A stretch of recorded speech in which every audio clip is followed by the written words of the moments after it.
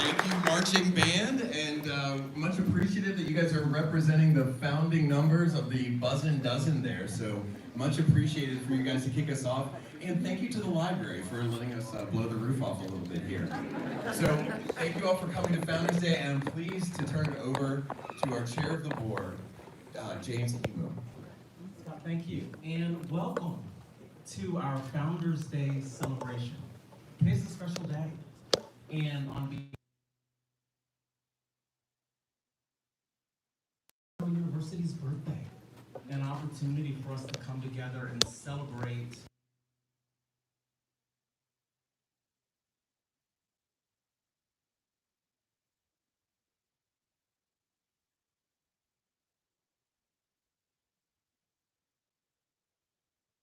so proud of not only the students here, but the faculty, the staff that made the contributions for us to be here and celebrate 99 years. This is awesome, and an awesome day. I say you all are part of history in being here. Our mission, and I want to read this here just because you all are a part of it and you're experiencing it, is to inspire individuals to be critical, reflective thinkers, lifelong learners, ethical and compassionate citizens who are committed to making responsible contributions within a community, a nation, and the world. I read that because that's not something that we aspire towards, that's something we're doing. You all as students in Shenandoah University is making and has made an incredible impact here in the Shenandoah Valley. And I say in the state of Virginia, in this nation, and in the world. So as we celebrate our Founders Day, I want us to honor our past, celebrate our present, but envision an even brighter future and upon the impacts that we're going to make here, again, community, nation, and the world. Thank you all for being here, and let's enjoy the Shenandoah University birthday. Thank you.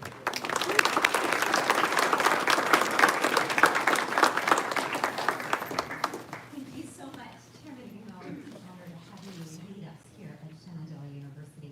I also want to introduce Kyle Feldman, Shenandoah alum, but also now on the Board of Trustees. So students, that could be you someday. We'll graduate you, you'll launch off to do extraordinary things, and then you and others and your friends might come back as Board of Trustees members and get to be my boss. But I would like to introduce Wilbur and Claire Dove as well, representing our years in Dayton. We may have been founded in 1875, 145 years ago today. The idea for Shenandoah was for 149 years ago today. The idea for Shenandoah was for, but we were in Dayton, Virginia, an hour south of here. And Wilbur and his wife Claire have dear, dear friends that were part of that Dayton community. Wilbur graduated from Shenandoah. He was there in 1959 before we relocated up here. And those alums have stuck by Shenandoah to get to see what's happening, and they have been such a deep, important part of what we do. So thank you for representing everyone in Dayton.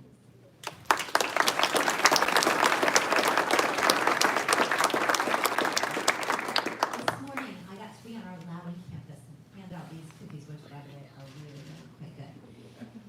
And as I was talking to the students, and was thinking, every time I saw a student, I was like, 149 years ago today, they birthed the idea of Shenandoah. And I was thinking, the men and women who founded a place called Shenandoah, could they have possibly imagined that someday we would be 4,300 students strong and growing?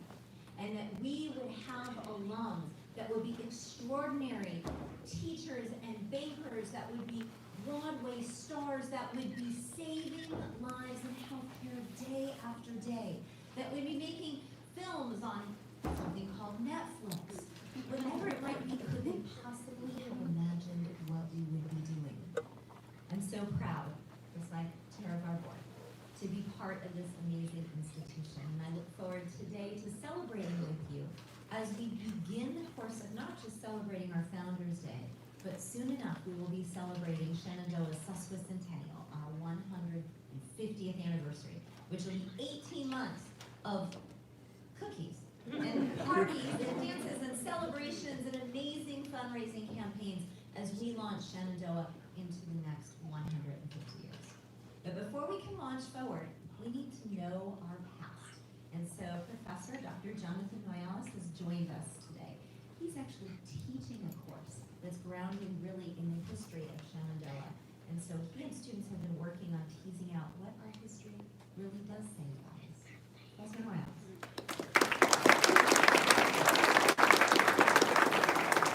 Well, good afternoon, everyone. It's a great pleasure to be here and offer some remarks about Shenandoah's past and what it really truly means to be a Hornet. So as the fall semester came to a close at Shenandoah Seminary in December of 1878, the institution opened its doors to the public. They invited the public in for 3 evenings of lectures and musical performances. Shenandoah Seminary wanted to open up its doors to help people understand this new institution, which began 3 years earlier in Dayton, Virginia. I'm not making this up, in a 2-room log cabin that sat on Main Street in Dayton. That's like historical reality. But as this young institution was beginning to find its sea legs under the leadership of 2 Shenandoah Valley natives, Abram Funkhouser and J. Newton Fries, they wanted to showcase the talents of Shenandoah's faculty and students. And they also wanted to highlight the practical skills that one could acquire as a student at Shenandoah. Among the residents of Dayton who attended was a somewhat mercurial figure identified simply in the historical record as the Observer. So after 3 nights of what one newspaper correspondent branded delightful entertainments, this mysterious observer was so pleasantly pleased with the quality of those lectures, of those performances that were delivered by the students and the faculty, that this nameless person was compelled to write an editorial for the Valley, Virginia. So the Valley, Virginia, for those of you who don't know, it was this newspaper based in Stanton, Virginia, in Augusta County. And this is what this observer wrote in part. Listen closely to this, especially Stephanie Mangino. It may not be uninteresting to the readers of your columns to note the progress of education in their midst and the growth of a live, flourishing institution. Shenandoah Seminary has been reared up from very small beginnings to its present proportions by the untiring effort and zeal of those who manage its interests and nurture its plans. So in my career as a historian, I've come across all sorts of wonderful documents, and this is one of them. When I first uncovered this about a half a year ago, I was thrilled not only because this was something that offered insight into Shenandoah's earliest years, but because the observer's comments almost seemed prophetic to me. They seemed to me eerily similar in tone to a statement that all of us are familiar with today. Shenandoah is the big little university rising. That's what that says. As I reflect on the arc of Shenandoah's history and my own experience as a Hornet, not just as a faculty member, but as a proud graduate of Shenandoah, class of 2001, the husband of an equally proud Hornet, my lovely, beautiful, wonderful wife, Brandy, who graduated in 2002. And by the way, I met my wife in Warren Hofstra's U.S. History 1 class in August of 1998. So we know Warren, the longest tenured faculty member here at Shenandoah. We know him for all of his accomplishments in the field of history in the classroom, but he's also one heck of a matchmaker. That's number 1, Jonathan. Our number 1 accomplishment. That's right. You and Randy. But one thing is eminently clear from Shenandoah's foundation 149 years ago until present.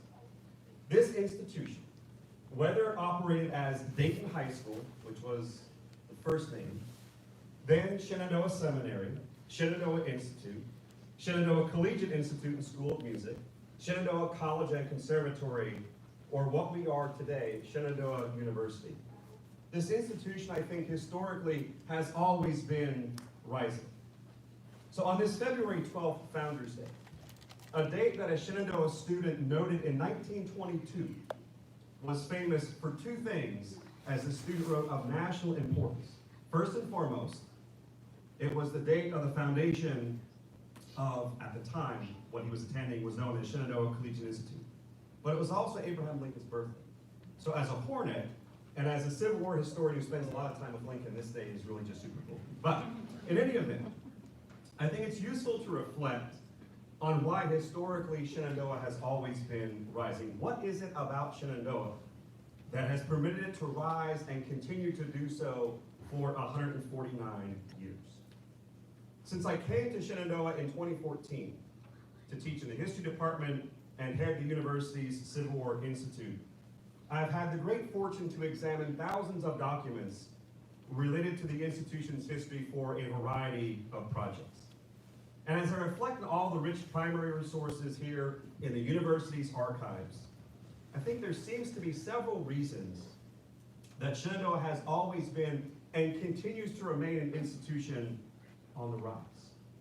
I think historically, the generations of students, staff, faculty, and trustees who have been part of this institution's fabric, first and foremost, have been unafraid to take chances.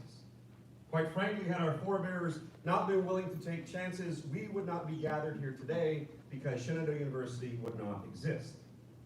When leaders of the Evangelical United Brethren Church contemplated Shenandoah's future in the mid-part of the 1950s, a time when the institution was confronting declining enrollments and consequently financial hardships, Bishop David Gregory of the EUB, he possessed serious doubt as to the value of maintaining the institution, which of course at the time was in Dayton, and transitioning that institution to Winchester.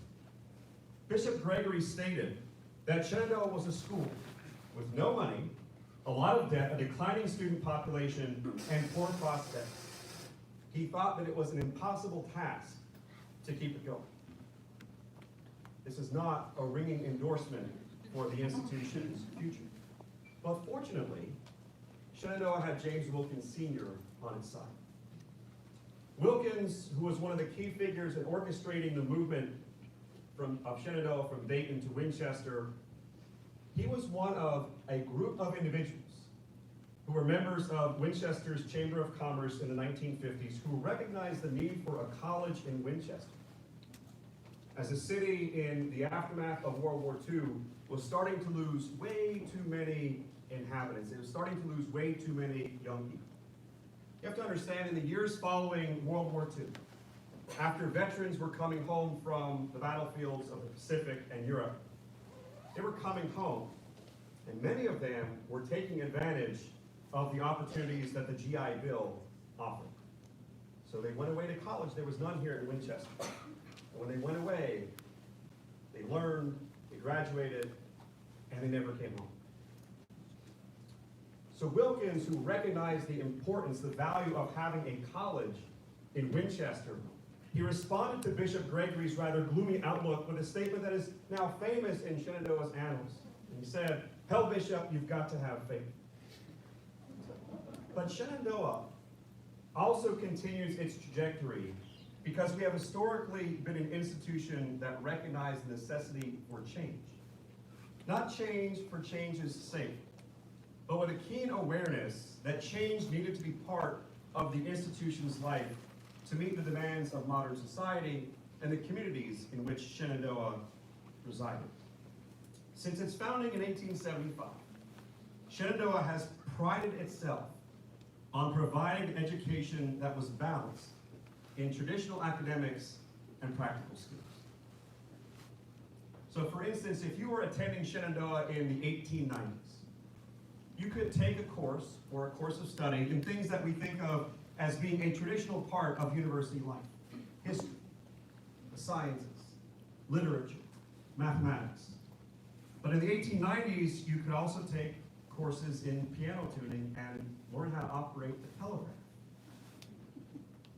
Today, students can still take those types of courses.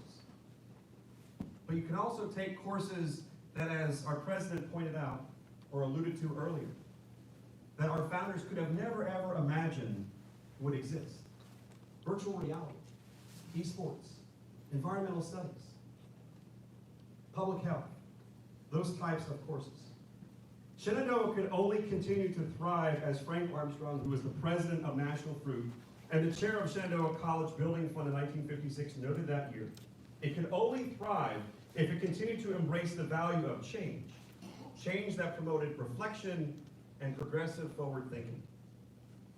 A third thing, and what I would argue is the most important value that courses through our past, is that Hornets have always embraced the gritty mindset of finding a way to overcome obstacles in the institution's difficult times. Perhaps not always without complaint, we are human after all, but embracing it with a firm comprehension that doing so was in Shenandoah's best interests.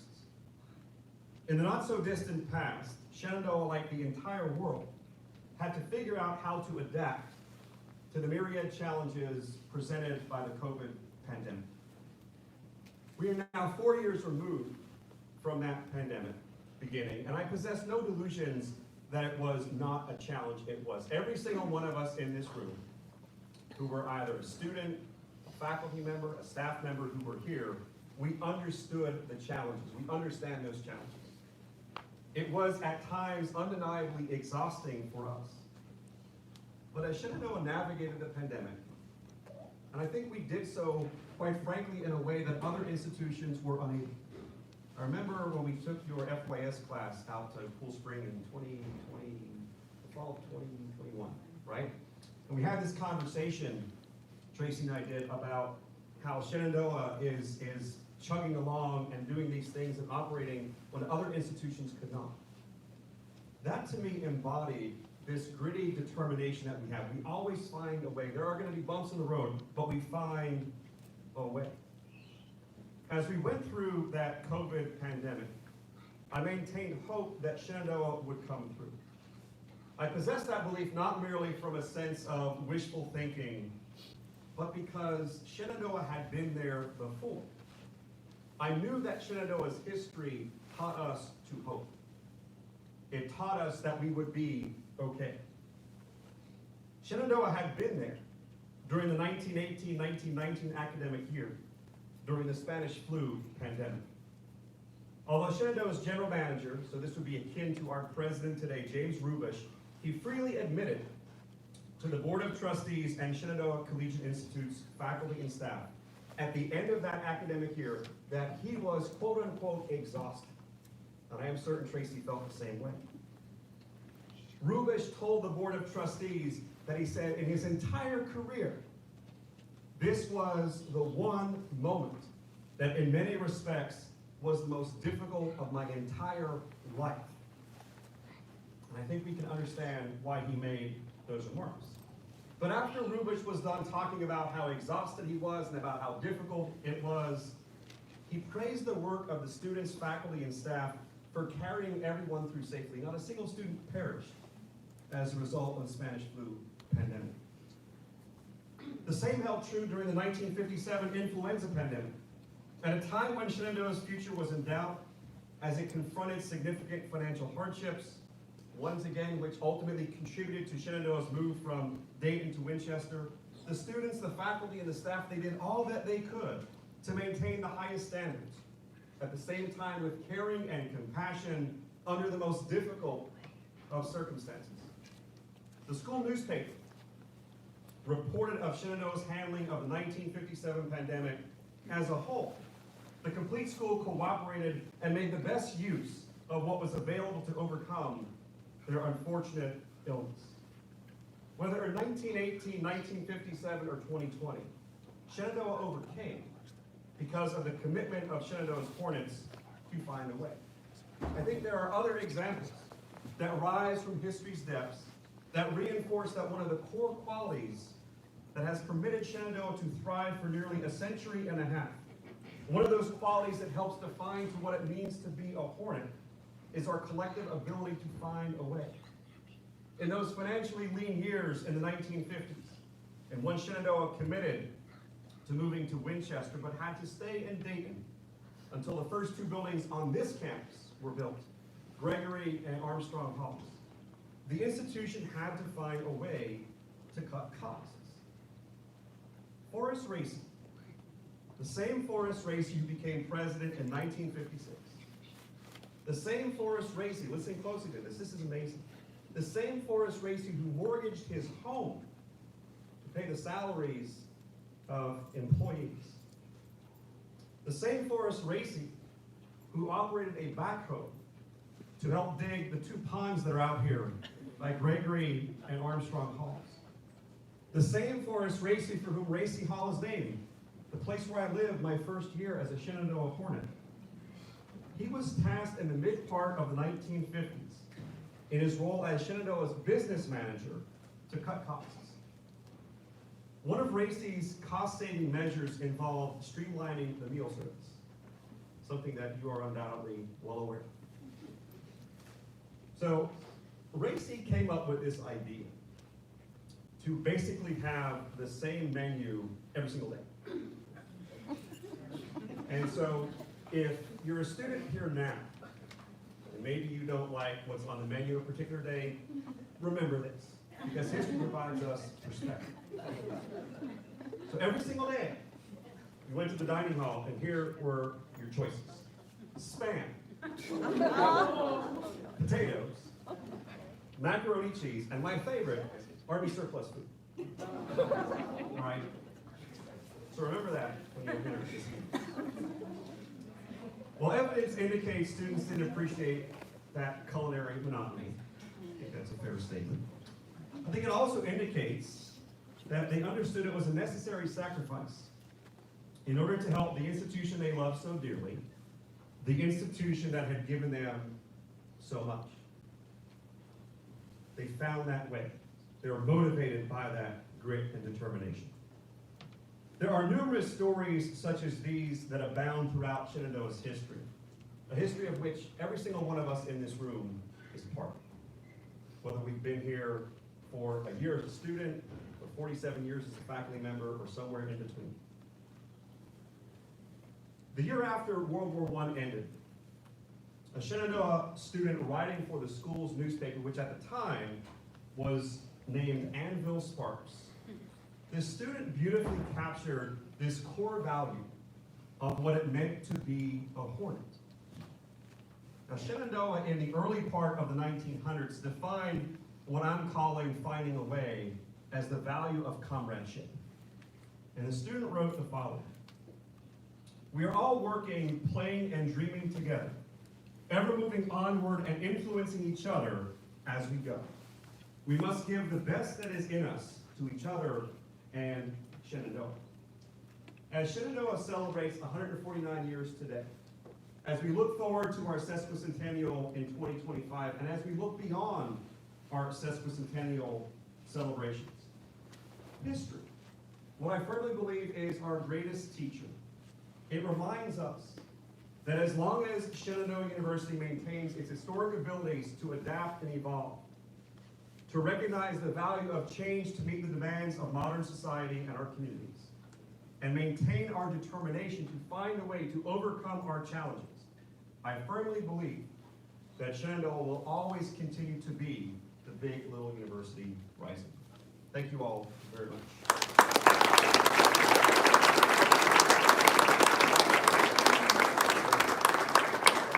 That was incredible, Jonathan, and I really feel like we have a blessed person in our midst who can look through our history, make it come to life, and also be a part of here from the connection from the residence hall all the way through. So thank you so much, Jonathan. You know, there's an opportunity here, as many of you are here in the room. One of the things we want to do is a group photo of everyone, and this is going to be impressively executed, I'm sure. So we have an 1875 set of numbers that my staff's going to help with. I wanted people to gather, but take the opportunity after that to hear from the marching band, and then we're going to have an opportunity to have some cookies, as Tracy pointed out. But there are some people here. Take an opportunity to meet, for example, like Susan Carpenter-Cusack here and her husband Jeff. They came all the way from Long Island to be here. Which is the AVP. To talk to the Doves here as well, you know, whose namesake is on our campus as well, and take an opportunity to meet the next person next to you, as we are part of history today. So much appreciated. And so with that, I'm gonna have, if we could, everyone can maybe make their way into the lobby area here and up the steps if you want to join the band really quick, and let's get a photo. We can also sing happy birthday for one of our students, but she's not turning 18 today.